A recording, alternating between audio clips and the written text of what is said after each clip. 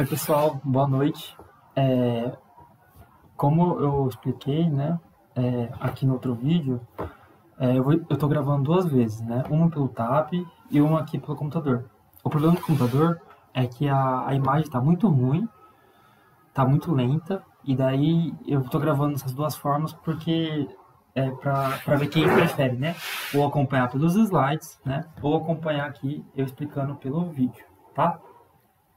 Então, na aula de hoje, eu vou falar um pouco sobre o livro, né, A Modernidade Líquida, do Zygmunt Bauman, que é um filósofo bastante importante e que a galera gosta de citar nas redações.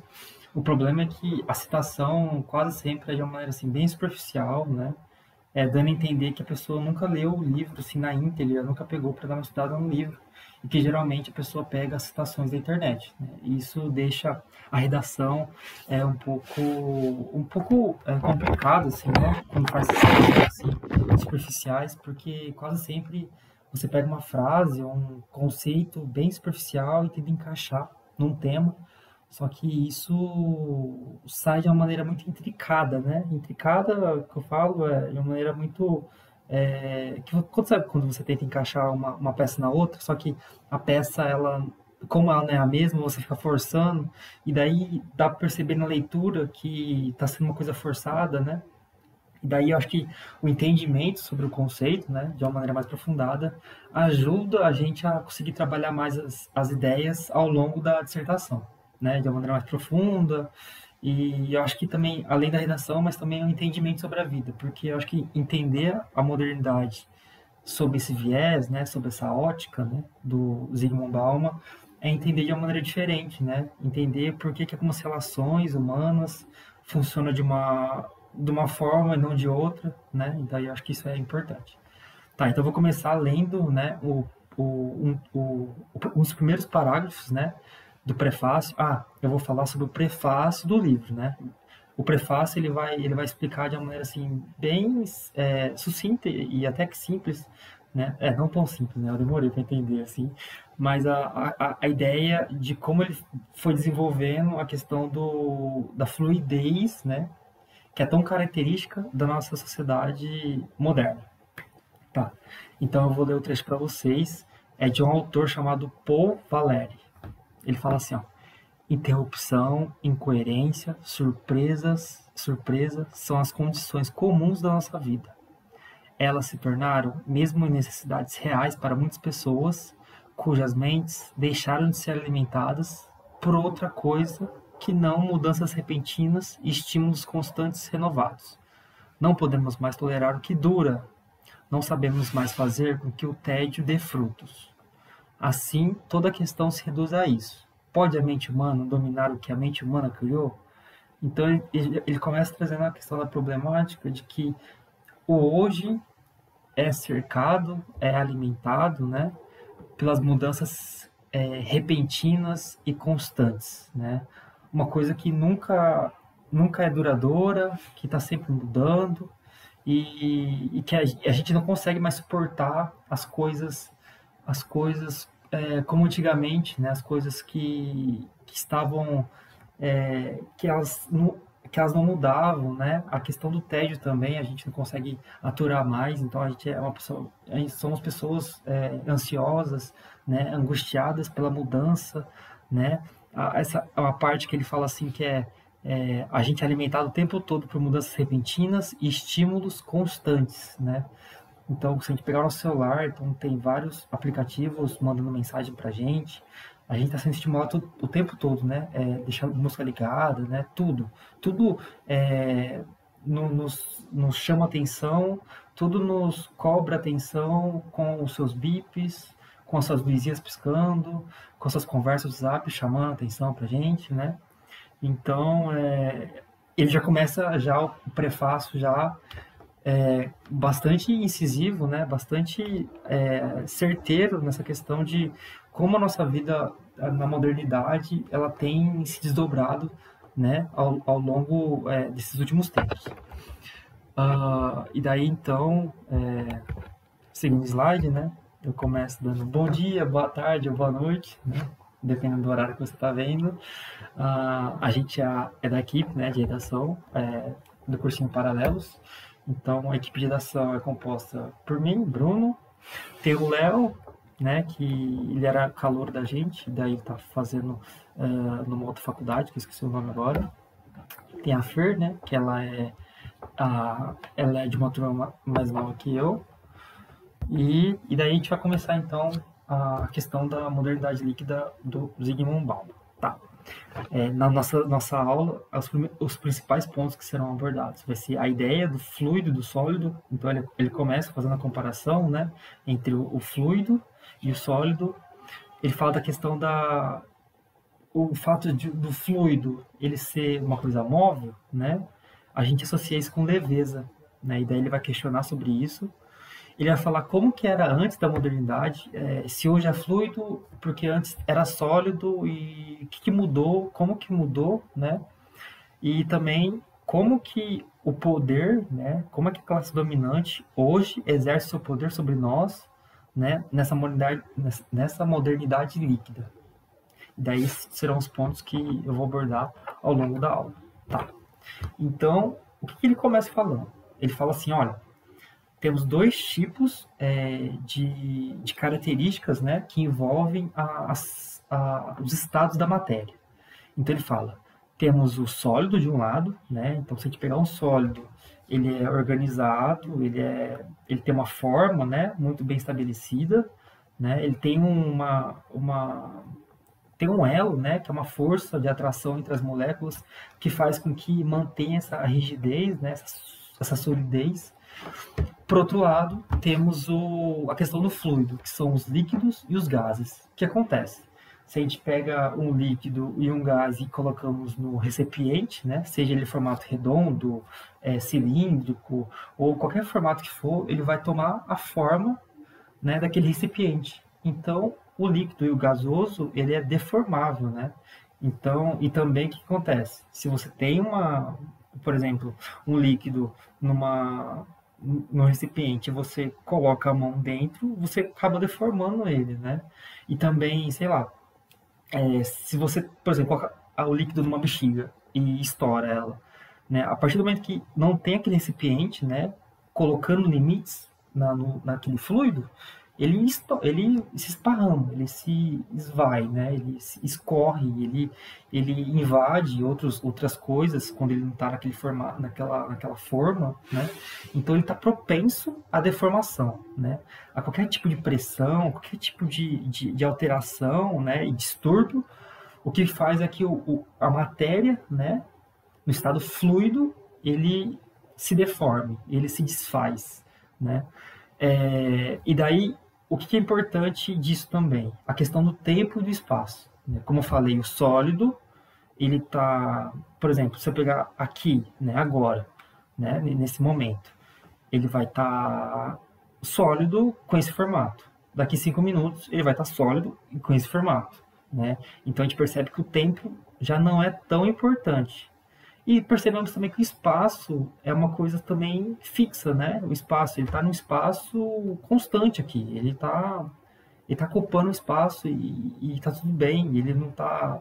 ele não se altera com facilidade num determinado espaço. Agora, se a gente pegar o líquido, né? Segundo Bauman, o líquido ele depende do tempo. Né? Quando você vai tirar foto de um fluido, né?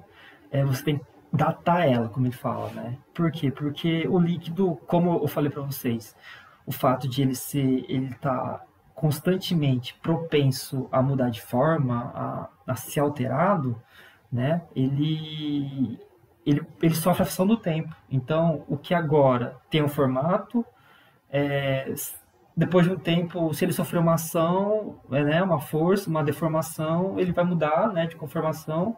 E daí, então, no intervalo de tempo, ele pode mudar, né? Então, por isso que o tempo ele é muito importante na questão do fluido, né? E o espaço também, né? Quando ele muda, né, de formato, o espaço que ele vai ocupar, a maneira como ele vai ocupar o espaço também vai ser diferente, né? E isso, então, é importante para a gente começar a entender a diferença entre o fluido e o sólido. Tá. Então, foi como eu falei, né? Os fluidos são propensos à deformação, né? E daí ele fala assim, olha, quando um fluido se encontra com o sólido, né? O fluido, ele tem a capacidade de contornar o sólido, né? E quando ele se encontra com o sólido, o líquido, né, o fluido, ele não sofre uma alteração, né, na sua composição, ele fica intacto, né? Depois, quando ele encontra o sólido, ele fica intacto. Ao passo que o sólido, quando se encontra com o líquido, ele fica encharcado e molhado. O que ele está querendo dizer? Né? O que ele está querendo dizer é que no encontro entre os dois, o fluido, o líquido, ele vai ter uma vantagem pelo sólido. Né? Isso que ele quis dizer com essa questão de o sólido ficar encharcado, mas o fluido ficar intacto, né? Por ele ter essa questão da mobilidade, né? A gente percebe que o fluido, ele é móvel, né? Por exemplo, você coloca ele no formato, ele ocupa aquele formato. Você coloca num outro, por exemplo, um cilindro, por ele ser móvel, né? Por ele ser móvel, ele vai ficar num outro formato.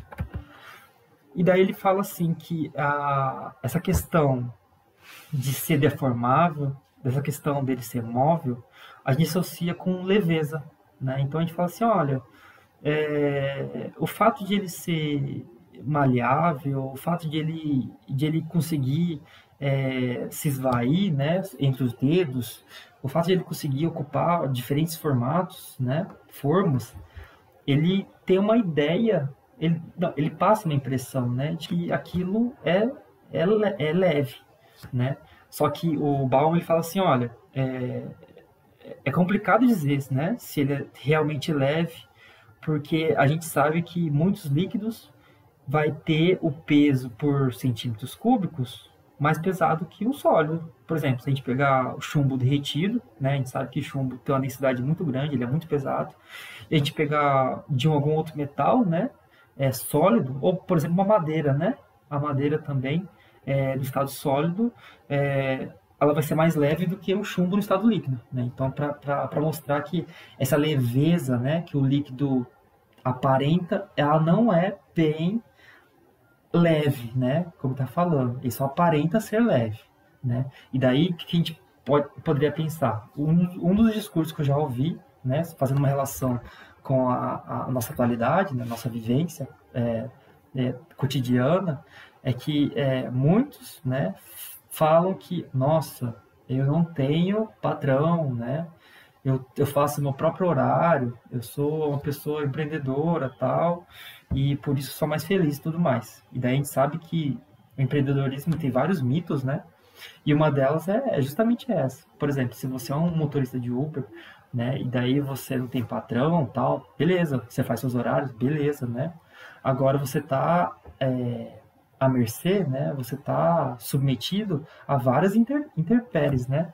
Por exemplo, uma batida de carro, né? Se você bate seu carro, ninguém vai pagar por ele, é você mesmo que vai pagar. Caso contrário, se você trabalhasse com uma empresa, né, e tivesse um patrão, alguma coisa do tipo, né, a empresa se responsabilizaria pela batida, né, ou por algum acidente seu, né. Então, para mostrar que, por mais que aparenta ser leve, por mais que aparente ser uma coisa boa, né, tem muitos casos, né, muitas situações que ela não vai ser, né? Então, para mostrar que algumas coisas aparentam ser boas, mas nem sempre elas são. Eu acho que esse livro ele ajuda, né? O livro ajuda a gente a entender mais a nossa vida, porque a nossa vida ela é constantemente atravessada por sólidos e líquidos, né? Tá, então continuando. Então, a modernidade é líquida. Então, o Baum ele vai falar assim, olha, a, a liquidez da modernidade, ela começou a partir do momento que ela nasceu, né? Então, ele fala assim, olha, ele começa a fazer referência a Karl Marx, né, no livro do Manifesto Comunista, que lá fala assim, olha, no capitalismo, tudo que é sólido se desmancha, né? Antes que uma coisa se solidifique, né, pela essa constante renovação, né, das máquinas, dos meios de produção, antes que as coisas se solidifiquem, antes que as coisas tomem forma e fiquem fixas, ela se desmancha e já vem uma outra coisa nova, né? E daí então o Bauman ele faz essa referência, né, a Marx e ele faz essa referência a Marx e traz então essa questão do líquido que começa na modernidade. Então ele fala assim, olha, quando a gente entra na modernidade, né, tudo que é sólido é levado a derreter, né? Então ele fala assim, como que acontece então isso? Ele fala assim, olha, pro modo de produção capitalista se solidificar, né? Solidificar não, né? Mas se estabelecer, né? Tudo que vai ficar no caminho dele vai ser destruído, vai ser derretido, né? Tudo que é sólido, né, nesse aspecto, ele vai ser derretido. Por exemplo, né? Daí ele fala assim que o termo, né? Um termo que eu já vi no Manifesto Comunista, ele faz essa referência, né? No livro do Modernidade Líquida, ele fala assim, olha, tudo que é profanado, ele fala assim, que quando a modernidade vem, acontece a profanação do sagrado. Então, o que significaria essa profanação do sagrado? A profanação do sagrado é essa questão de você destruir, né, de você questionar aquilo que era tido como uma coisa absoluta, uma coisa intocada, uma coisa que não podia ser modificada, né? Então, uma das coisas que ele vai falar que foi o fim da tradição, né? Porque a tradição é um resquício do passado, né? Se a gente pegar, por exemplo, a tradição, as tradições religiosas, né? Que são reproduzidas, né? Ao longo das gerações, né? Ao longo das décadas e tudo mais.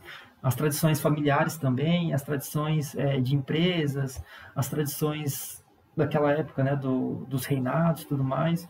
Então, a modernidade ela vem então para derreter, né, para trazer um fim a esses elementos do passado e para trazer novos elementos, né, da modernidade.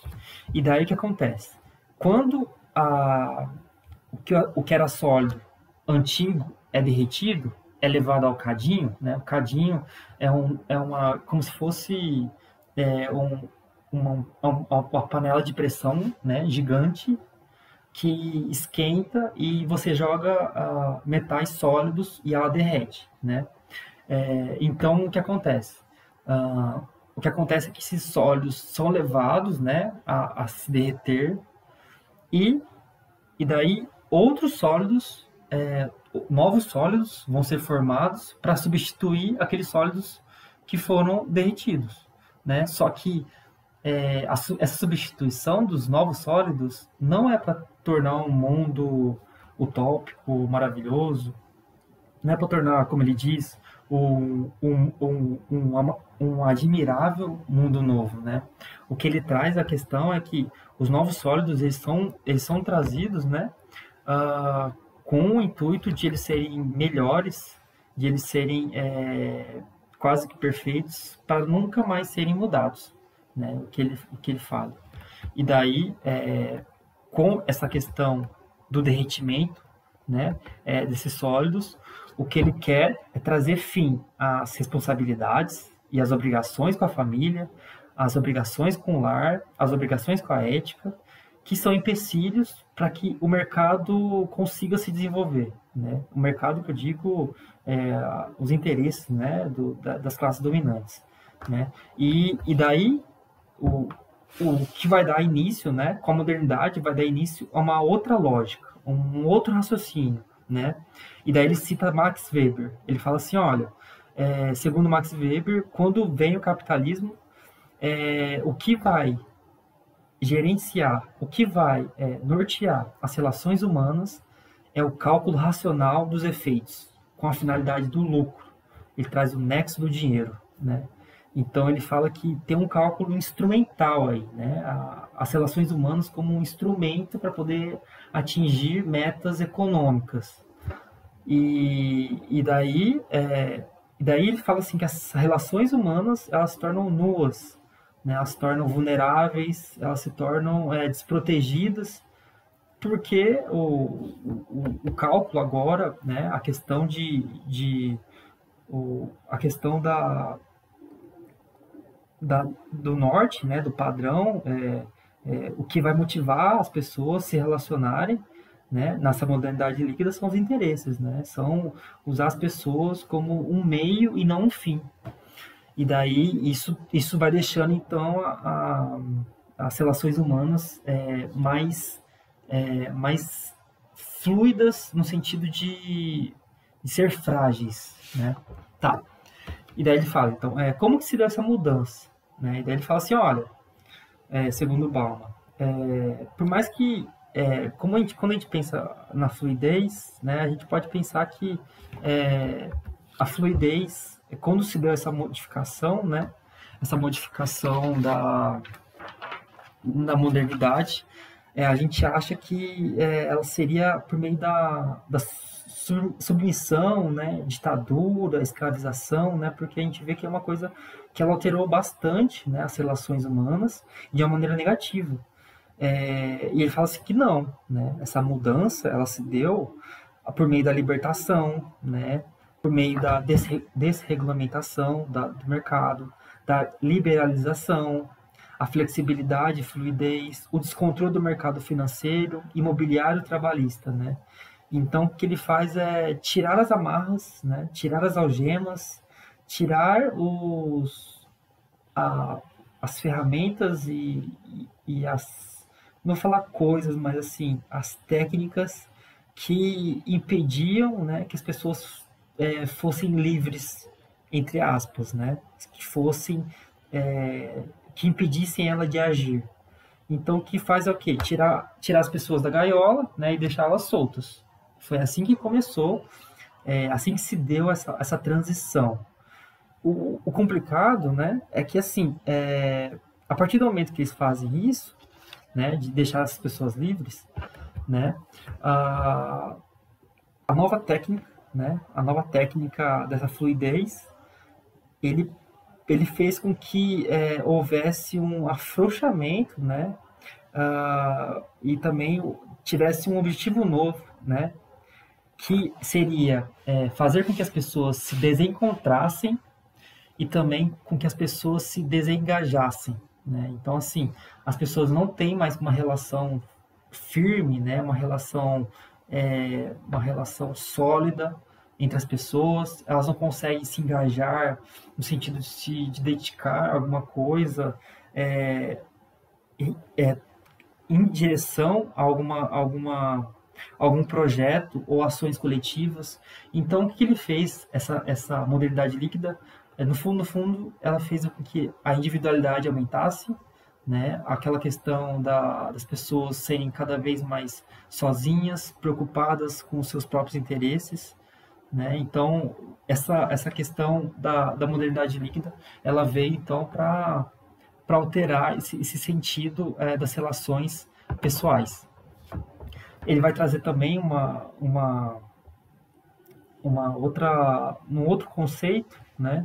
Um conceito bastante interessante que fala um pouco sobre, por exemplo, algumas instituições, né? Alguns sólidos que são antigos, mas que eles estão presentes hoje em dia, e elas estão derretidas, mas derretidas num modo assim, que ele fala, né? Que são as instituições zumbi. Então, essas instituições, elas estão mortas, mas ainda vivas, né? Então, ele traz a questão da família. Então, ele fala assim que a família é uma das instituições que estão presentes hoje ainda, né? Mas aquela coisa de mãe, pai, né? Ela está sendo desfacelada, ela está sendo desmembrada. E por quê? Porque tá correndo bastante divórcios, né? E daí, mas ele não faz nenhum tipo de julgamento, se é bom ou ruim, né? Mas ele fala assim que a questão da paternidade e da maternidade, além da relação de avós também com os netos e filhos, ela também está se deteriorando, né? Tá mudando. E então ele fala que são instituições zumbis, né? Elas estão mortas, mas ainda vivas. E daí a gente poderia dar uma pensada, porque tem muitos casamentos, né, que ficaram, né, casamentos que duraram a custas de manter aquela imagem de casamento perfeito, né? Às custas de manter aquela questão do padrão familiar, né? Aquela família conservadora e tudo mais. Mas no fundo eles não se amavam mais, entende? Então, assim, a fluidez ela tem lados, né? Bons e ruins, né? E daí o divórcio ela vem muitas vezes para libertar mesmo, né? As pessoas que não estão mais felizes com o casamento. E isso é uma coisa boa que a modernidade ela trouxe. E, e daí tá, isso é um ponto, beleza. O próximo ponto é o que foram colocados no lugar dos sólidos derretidos. Então, como eu falei, os sólidos que foram jogados no cadinho, né? Lembra? O cadinho, aquela panela que derrete, aquela panela entre aspas que derrete sólidos, né? Foram jogados lá, os sólidos, e os sólidos derretidos foram substituídos por outros sólidos, né? Um sólido, como o Bauman fala, que não é para tornar, fazer um admirável mundo novo, né? E daí o que a gente pode pensar é que os novos sólidos, elas não vêm para melhorar a vida das pessoas, né? Pelo contrário, ela vem para mudar a maneira como as coisas são. Por exemplo, os novos sólidos, né? As pessoas, elas não têm mais aquelas regras, aqueles padrões que elas seguiam, né? Por exemplo, antigamente a pai e a mãe escolhia o marido para a filha, né? Ou tinha uma relação entre duas famílias e já ia fazer um casamento arranjado. Então, a pessoa não escolhia, né? Ela só ia. Ah, eu tenho que casar com tal pessoa porque a família mandou e tudo mais. Ou se não, qual profissão eu vou escolher? Ah, eu vou escolher a do meu pai porque meu pai já tem, sei lá, um consultório. Ou meu pai, ele já tem a questão do artesanato em relação a fazer sapato e tudo mais. Eu vou seguir, né, essa profissão dele.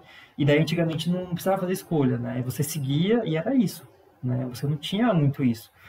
Agora, o que acontece é que as novas regras, os novos nortes, né, os novos mapas, entre aspas, né, os mapas para você se direcionar a sua vida, acontece que eles são... Há inúmeras regras agora, né? Então, hoje você pode, sei lá, decidir por uma profissão, mas depois escolher outra, entende? Os relacionamentos também, não tem mais ninguém mandando você ser ou gostar de alguém, então você vai e gosta de vários, sabe? Uma coisa assim. Então, hoje em dia, o que antes a gente se apegava às regras, né? Isso ajudava a fixar a gente, né, no mundo. Hoje em dia já não, porque são muitas opções, são muitas maneiras, né, de você seguir com a sua vida, e daí, por isso você fica, daí eu vou usar um termo, né, que não é do Bauman, é do Stuart Hall, né, que você fica dividido, né, isso vai dividir você, né, e daí o que acontece é que as novas regras e padrões, né, o que antes era muito tradicional, né, fazendo referência aos sólidos, né, antes da modernidade, né, antes, os padrões de antes, né, eles eram muito bem claros, né, eles eram claros e ajudavam a estabilizar o indivíduo na sociedade. Hoje em dia, os padrões não são da tradição, eles são universais no sentido assim, que ocorreu uma homogeneização, entre aspas, né, do mundo, e que o mundo agora segue quase as mesmas regras, só que essas regras elas estão claras, elas estão subentendidas, e essas regras também estão subdeterminadas. Então é muito difícil você conseguir pegar essas regras, esses padrões, e daí, quando você começa a pegar, começa a entender essas regras, isso muda, né? Então o Bauman vai falar assim, ó, essas regras, esses padrões de hoje em dia, né, que vão nortear as pessoas, elas mudam constantemente e de uma maneira muito rápida, né? E isso traz uma série de situações para o indivíduo. E uma coisa interessante que ele também fala é que assim, o indivíduo hoje, na modernidade líquida, ele é responsabilizado pelo seu sucesso ou pelo seu fracasso. né? E daí, na hora, eu já lembrei da ideologia da meritocracia, né? A meritocracia fala assim, olha, né? Ele mente para você, ele fala assim, olha, todo mundo nasce com as mesmas oportunidades, né? E é sua obrigação você fazer por si mesmo, né? Você ser empreendedor de si, como a Mariana Chauí fala num dos vídeos dela. Então, você sendo empreendedor de si, basta só você investir em você mesmo, né? E daí, se você tem sucesso, é porque você merece realmente estar lá em cima. E se você não consegue, é porque você não tem uma força moral, você não tem a dedicação necessária, né? Você é um perdedor aos olhos da sociedade, né? Essa é a ideologia da meritocracia. E daí o Bauman ele traz isso, né? Indiretamente. Ele fala assim, então, que a modernidade ela vai então responsabilizar o indivíduo, né, pelo seu fracasso e não mais as instituições, não mais o Estado, assim por diante. Tá. Continuando então, como eu falei da questão do tempo e do espaço num outro momento, né, dessa mesma aula, o tempo e espaço eu vou precisar dessa relação de tempo e espaço agora para explicar a questão do poder, né, na nossa era da modernidade líquida. Tá, o que acontece? Antes, né, o que acontecia com o poder? Ele vai trazer a ideia do panóptico, né? A ideia do panóptico de Jeremy Bentham, que ele traz, né? O Michel Foucault ele vai trazer essa ideia do panóptico, né? No livro Vigiar e Punir, e o Bauman ele faz essa referência para explicar o poder como era antes. Então, como é que acontecia, né? E daí a gente vai perceber a questão do tempo e do espaço. Então ele fala assim, olha, segundo o panóptico era um presídio, né? É um protótipo de um presídio, onde as celas ficavam ao redor, ficavam num redondo, assim, né? Era um prédio redondo, e no meio tinha os guardas, os vigilantes, né? E administradores que ficavam no meio, né? Vigiando o tempo todo todos os presidiários, no caso.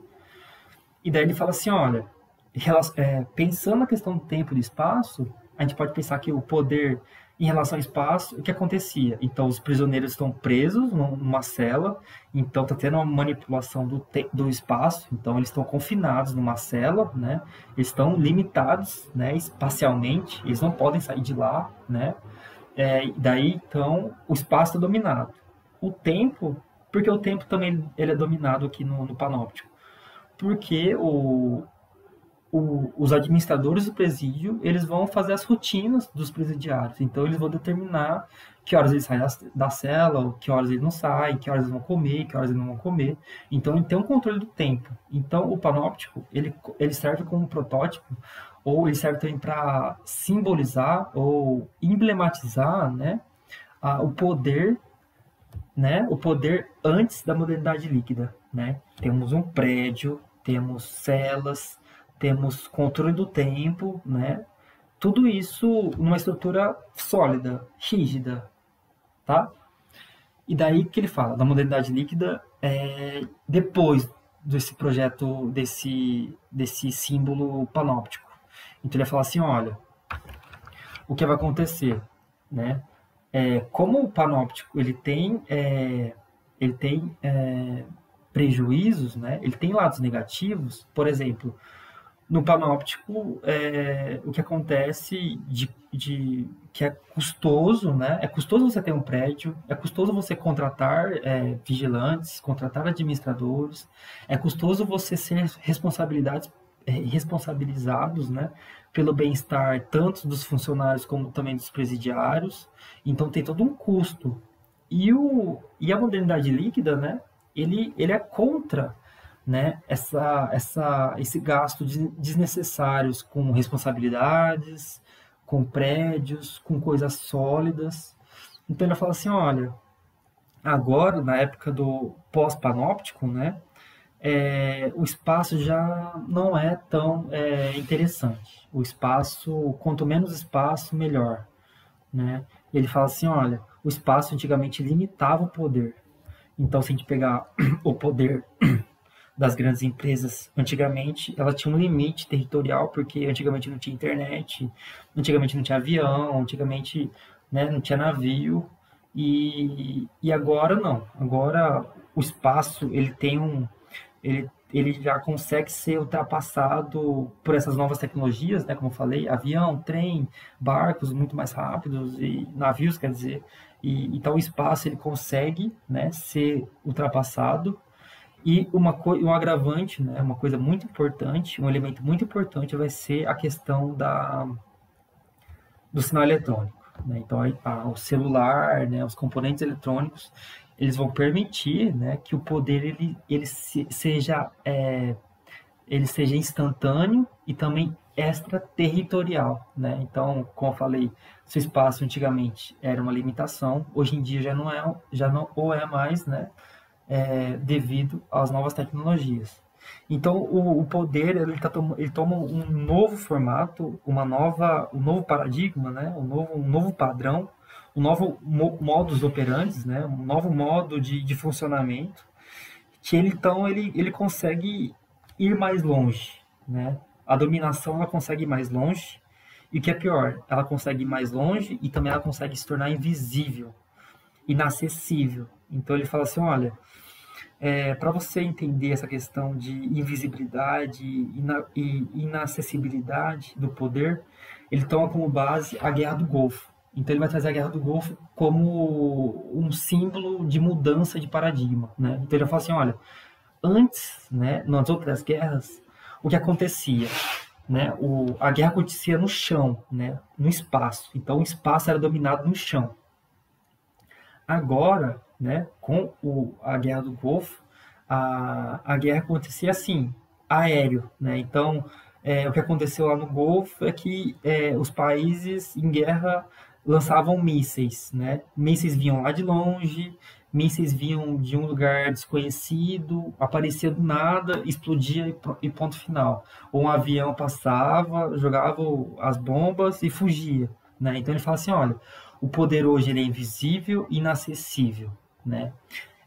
E não só isso também, ele agora ele ataca e foge, ele atinge e corre, né? Então, se a gente for pensar, por exemplo, na uberização do trabalho, né?